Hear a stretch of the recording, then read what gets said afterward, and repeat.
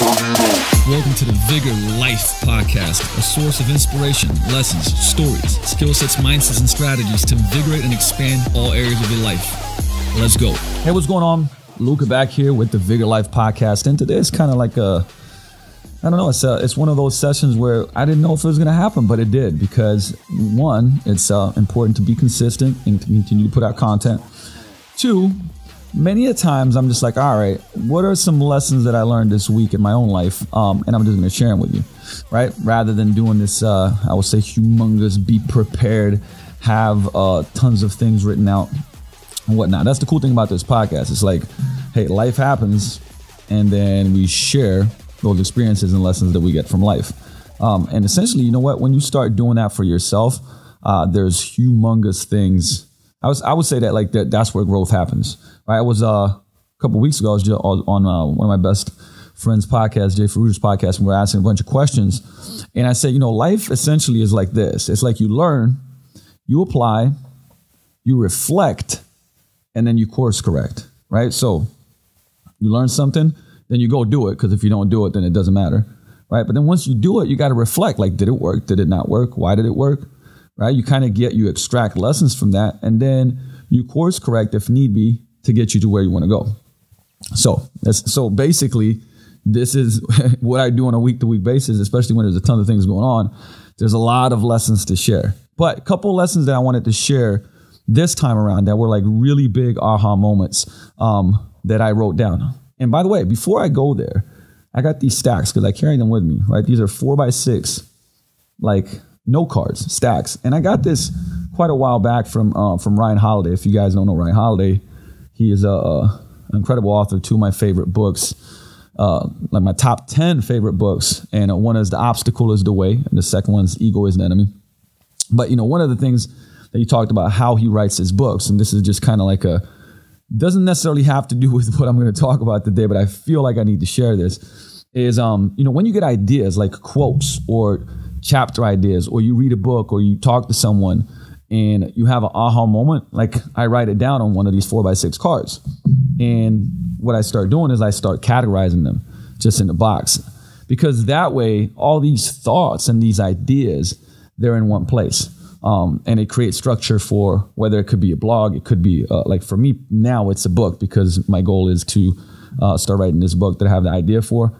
And it's incredible when you start doing that, because I've read like around 1,000 books, right? And I have like notes in there, and they're underwritten, there's flaps and all types of stuff. But it's very, very hard to go back and find and remember where everything is.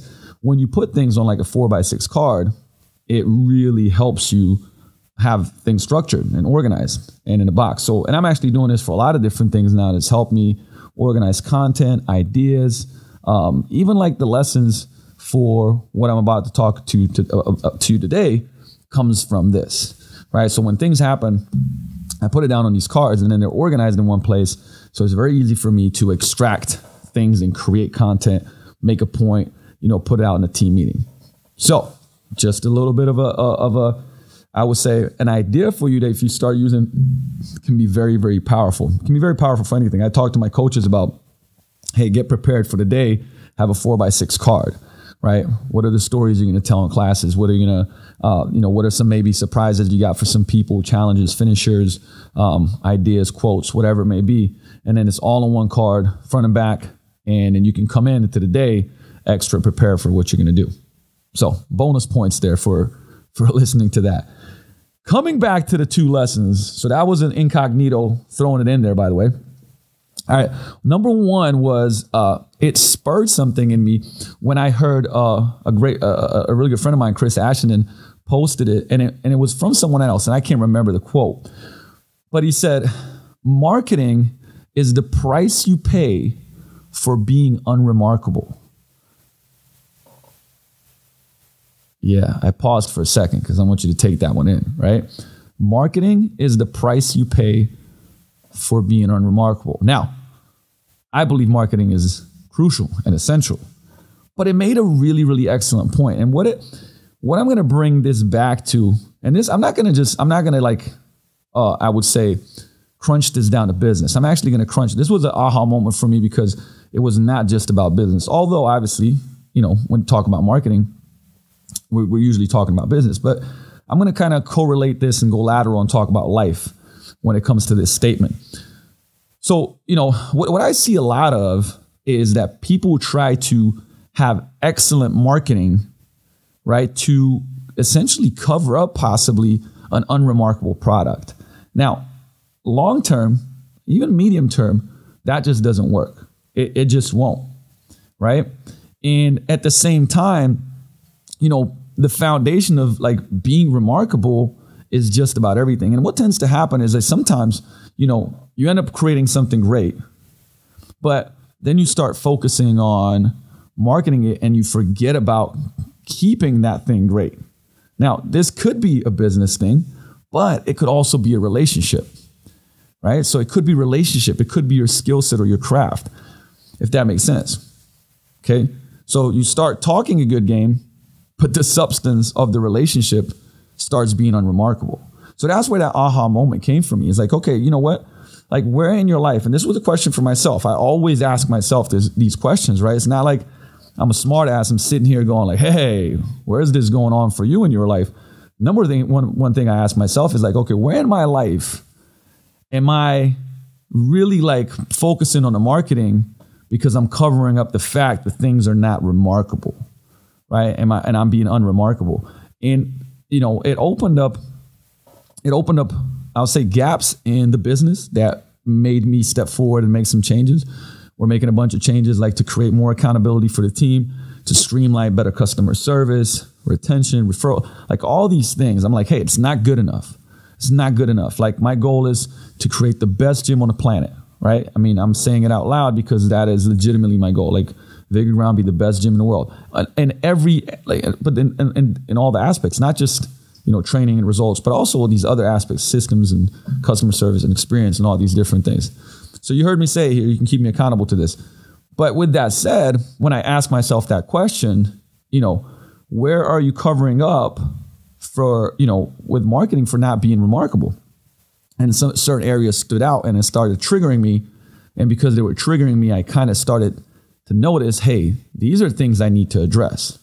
Now, on another side note, I started going, okay, well, where else in my life, right, is I would say are words and marketing covering up for something else being unremarkable? And, I can like literally honestly here sit and say, well, there's quite a few, I would say relationship within my family, my closest family, that I was like, well, you know what? You're not doing your, and when I say my part, I'm saying my part in like the relationship and the communication and, the remarkable relationship that I want to have with my family. And I obviously live a continent, an ocean away, kind of like a world away from a majority of my family.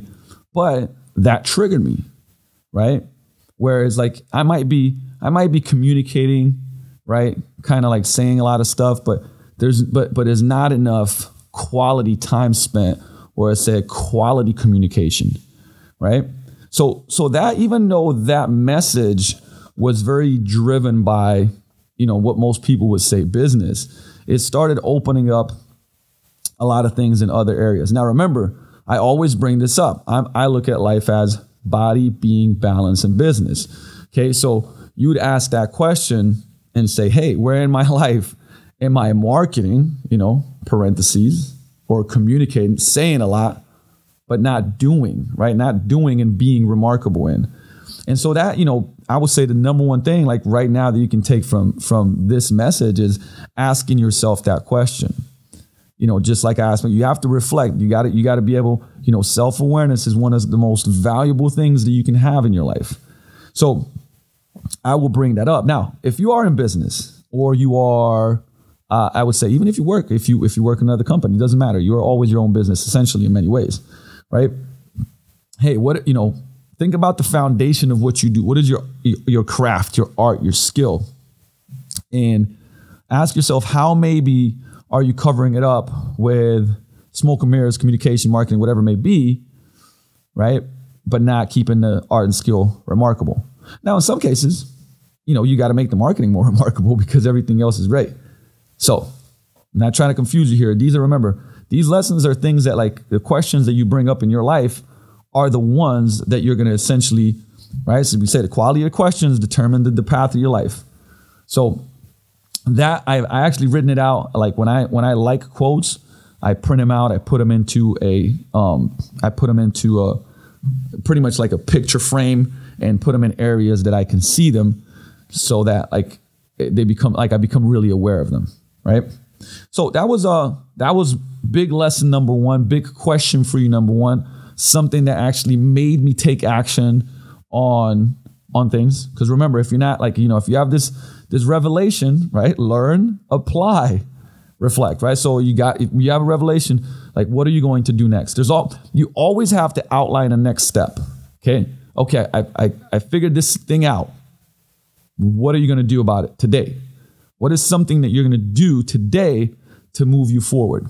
Sometimes it means scheduling an appointment. Sometimes it means, signing up for a software. Sometimes it means getting a coach, signing up for a nutrition coach, or going to the gym and signing up. Whatever that may be for you, take an action step. All right, lesson number two. Lesson number two is going to come back to, is going to come to body. And this is just like legitimately my own personal experience of what has been working for me, and what, something that kind of just happened. I would say happened, a couple of weeks ago. I have training partners, and we're training, and we're doing conditioning stuff, and the tendency here is for the shirts to fly off when people start sweating. At least the night crew is like, man, as soon as it gets a little hot, the shirt's coming off. Doesn't matter what time of year it is. Doesn't matter. And my friend Hugo's like, man, like you're looking like really, really lean. Like this is the leanest you've looked in a long time. And I kind of stopped and went like, yeah, man, like actually it is. Like I do notice I'm leaner. Right? I kind of didn't even on a day-to-day basis think about it. Weigh myself. Weighed myself in. Still weighed around 202, 203. So maybe dropped a couple pounds in the last 3-4 weeks. But absolutely, certainly am leaner. Now, the reason why I want to bring this up is because I'm a big believer, obviously, in habit change. You've heard me talk about that. So I have a lot of overwhelm going on in my life right now. Just bought this big building, about to start construction, this huge multi-million-dollar project, freaking out. Got like 3-4 different businesses, creating a ton of structured content for a lot of responsibilities and commitments. So, doing things like, hey, Luka, man, you got to put everything into MyFitnessPal and like track your macros, and like, man, it's not happening. It's just not happening. But, there's these little different things that I've started doing throughout the day, right? So I had a tendency to, work late and then be tired and then go eat out. And when I'd eat out, like I'd eat healthy, right? I'm ordering salads and salmon and whatever, but still I'm eating out. And so it would create, and then from there, I'm coming home a little bit later and so on and so forth. So I gave myself this, this promise. I'll say, hey, look, I'm going to make a couple of changes. Right? Every morning when I get up, I'm going to have this smoothie. So I talked about this before, getting the Vitamix and creating my smoothie.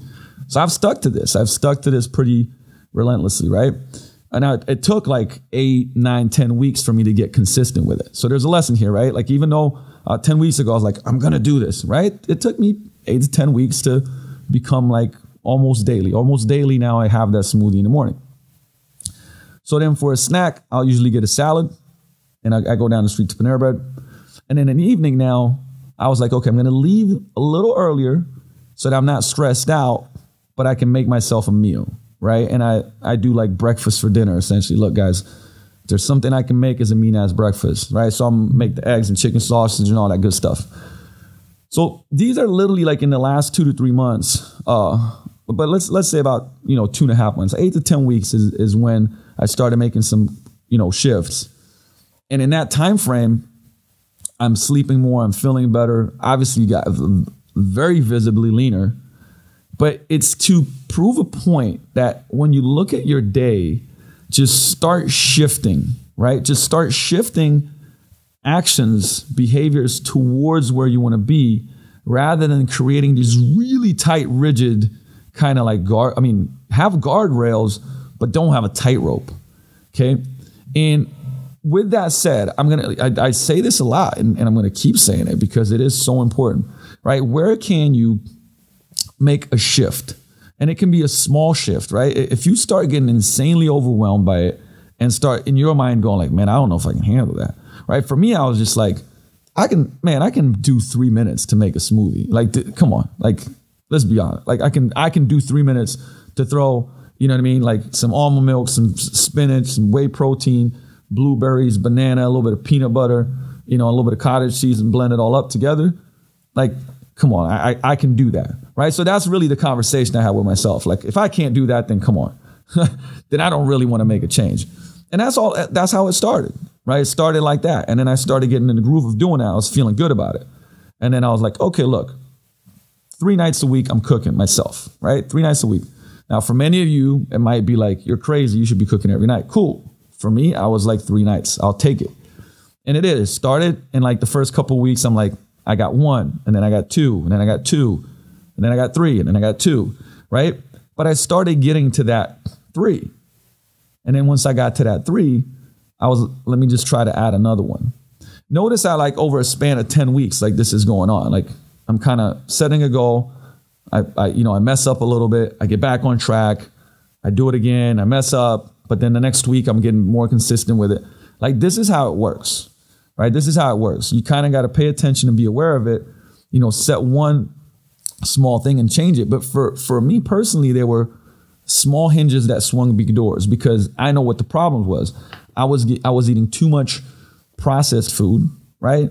That maybe when you're eating protein bars and you're always eating out and you don't exactly know what they put in there, right? So what I did is like I shifted to like, look, I want to get more nutrient dense food that's less calorically dense.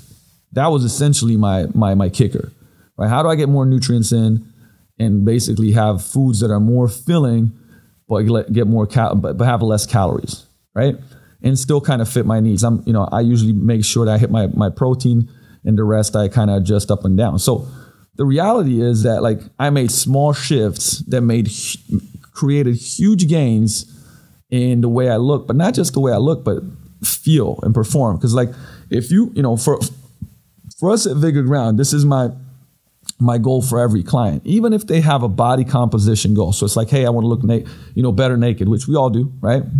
But there has to be intersections, right? So body composition, health, and performance, right? Really quality nutrition, regardless if the client is just like, look, I don't care, how I feel. I just want to look great. The reality is everybody wants to feel better as well and perform better. And the thing is, if you're doing it right, you're going to get people looking better, feeling better, and performing better. That's true nutrition. That's true improvement in your life. And that's how we approach everything. And so that's what it was for me too. I was like, look, I don't want to look better, but be tired, lethargic, less energy, feel like shit, like and sleep crappy, come into the gym and go like, oh man, my lifts are down. Like I feel like I'm exhausted when I'm doing conditioning. No, there was no way that was going to happen. So I kind of looked at like, what are my goals, right? And what are some small shifts that I can create that move me forward? And the thing is, I'm giving you this example because to this day, remember, like on a weekly basis, I'm talking to hundreds of people, and especially in gym that continuously come back to this. I really want to change. So because I really want to change, that means that I really need to make these big changes so that there's this fast shift and everything's turning around. But that's not the case. Okay, there's a reason why that hasn't worked over and over, because it's too much. It's overwhelming with everything else going on in life. That's going to be tough to do. But if something is important, you got to give it time. You got to give it energy. And a lot of times you got to give it money too. And so pick one thing, no matter how small, that you feel confident that you can do, and then build on that and go from there. So that's lesson number 2. And like I said, look, that's happened over and over in my life. Recalibrate and course correct, like I said at the beginning, right? Learn, apply, reflect, course correct. So 2 lessons and a little bonus for if you create content, you want to improve an experience, if you want to if you want to write a book, if you want to do whatever, use 4x6 cards and categorize them. And this is coming from a person that is absolutely not the most organized person in the world. Like I said, on the disc test, I'm like red and yellow.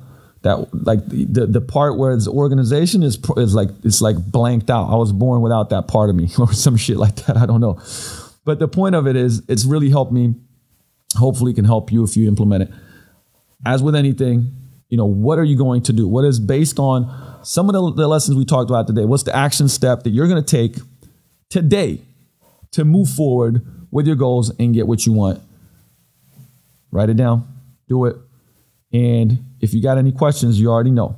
Either email them in to Luka, Luka, at hocevarperformance.com. So that's my last name, Hocevar performance.com. Make sure you go to the reviews. Let me know what you think about it. Remember, we're going to randomly be sending goodie bags out of my favorite stuff. Things like on it, sometimes even some dope sneakers, all types of different things, shirts, supplements, cool biohack things. But once again, go into the reviews in iTunes and write something cool in there. And if, like I said, subscribe to it on YouTube, because this also comes out on YouTube, comes out on iTunes. And I will see you the next time for the Vigor Life podcast. Peace out.